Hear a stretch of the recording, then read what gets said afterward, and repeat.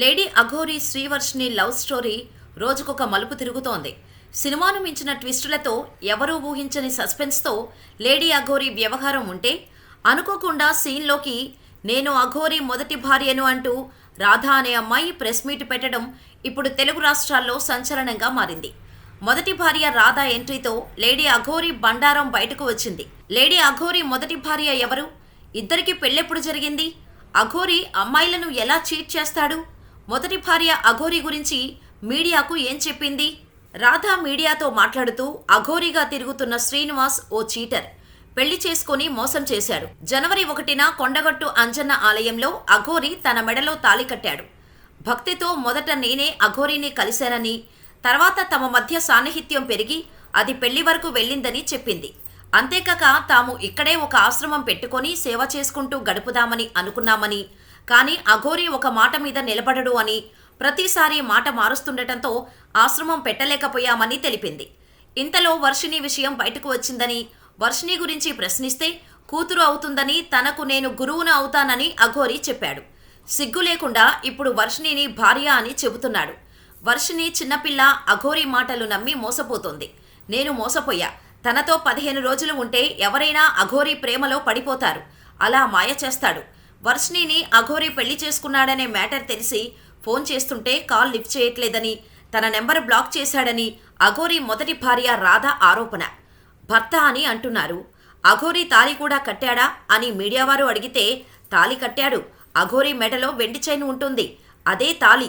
April నెలలో నా దగ్గరకు వచ్చి నేను వర్షిని పెళ్లి చేసుకుంటున్నాం అని చెప్పి బలవంతంగా తాళి తీసుకెళ్లాడని చెబుతోంది. అంతేకాదు, మొదట తనతో ప్రేమగా ఉన్నట్టు నటించి పెళ్లి చేసుకున్నాడని చెప్పింది. తాను గోమాత ఆశ్రమం పెట్టుకోవాలని అనుకున్నామని, అఘోరీ కూడా దానికి సపోర్ట్ చేయటంతో నమ్మినట్టు చెప్పింది. తనలాగా వర్షిణి జీవితం నాశనం కాకూడదని, అతని నుంచి బయటపడాలని కోరింది. తనకు అంగం లేదని, మహిళను అంటూ జనాలను పిచ్చోళ్లను చేసి లొంగదీసుకుంటాడని చెప్పింది. నిజంగా పురుషాంగం ఉన్నవాళ్లు కూడా అంత ప్రేమ చూపించరని చెప్పింది. తన దగ్గర చాలా ఆధారాలున్నాయని, అన్నీ బయట పెడతానని తెలిపింది. అఘోరీ ఇలా ఎంతమంది ఆడపిల్లల జీవితాలతో ఆడుకుంటాడోనని, ఇది ఇక్కడితో ఆగిపోవాలని తాను బయటకు వచ్చినట్టు తెలిపింది. మీడియా, పోలీసు శాఖ, ప్రభుత్వం ఈ విషయంలో లేడీ అఘోరీపై చర్యలు తీసుకోవాలని ఆ మహిళ కోరింది. అంతేకాదు, వీరి పెళ్లి జరిగిందని, అందుకు ఆధారంగా అఘోరీ తనతో మాట్లాడిన ఆడియో క్లిప్స్ రిలీజ్ చేసింది రాధ. ఆ ఆడియోలో అఘోరీ రాధపై చాలా ప్రేమ ఒలకబోశాడు. రాధే రాధే అని ముద్దుగా పిలుస్తున్నాడు. ఆ ఆడియోలో ఏముందంటే, ఐ లవ్ యూ రాధే, నిన్ను చాలా మిస్ అవుతున్నా, నేను రాగానే తాళి కడతా, గుండెలో చాలా పెయిన్ ఉంది, మనం జీవితాంతం కలిసి ఒకటే ఇంట్లో ఉండాలని నా కోరిక, అందరూ వేరు నువ్వు వేరు. ఇలా సాగింది అఘోరీ ప్రేమ వ్యవహారం. ఇంకో ఆడియోలో, సరేనే నా ముద్దుల పెళ్ళామా, నువ్వెట్లా అంటే అట్లా అని అన్నాడు అఘోరీ. ఇదిలా ఉంటే లేడీ అఘోరీతో పెళ్లి జరిగిందని శ్రీవర్షిని అంటోంది. అది కూడా ఒకసారి కాదు, ఏకంగా 2 సార్లు వివాహం చేసుకున్నట్టు చెబుతోంది. మొదటిసారి విజయవాడ కనకదుర్గమ్మ టెంపుల్లో బ్రహ్మ ముహూర్తాన తెల్లవారుజామున 4 గంటలకు వర్షిని మెడలో అఘోరీ తాళి కట్టింది. రెండోసారి వర్షిని ఇంట్లో ఫ్యామిలీ సమక్షంలోనే బంగారు చైన్ను మెడలో వేసి మ్యారేజ్ చేసుకుంది. అంతేకాదు, వర్షిని తల్లిదండ్రులు కూడా అఘోరీని కోడలి పిల్ల అని పిలిచినట్టు చెబుతోంది.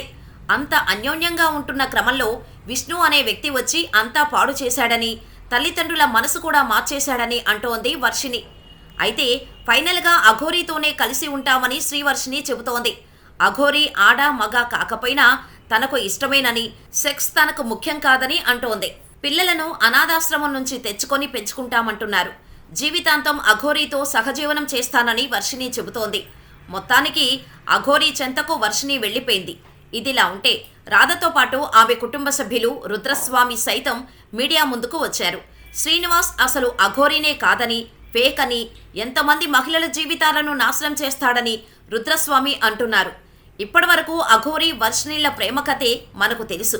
ఇప్పుడు మరొక అమ్మాయి అఘోరీకి భార్యను అంటూ వచ్చిన విషయం వర్షిణికి తెలిస్తే అఘోరీని వదిలేస్తుందా? రెండో భార్యగా సెటిల్ అయిపోతుందా? ఇదంతా తెలియాలంటే వేచి చూడాల్సిందే.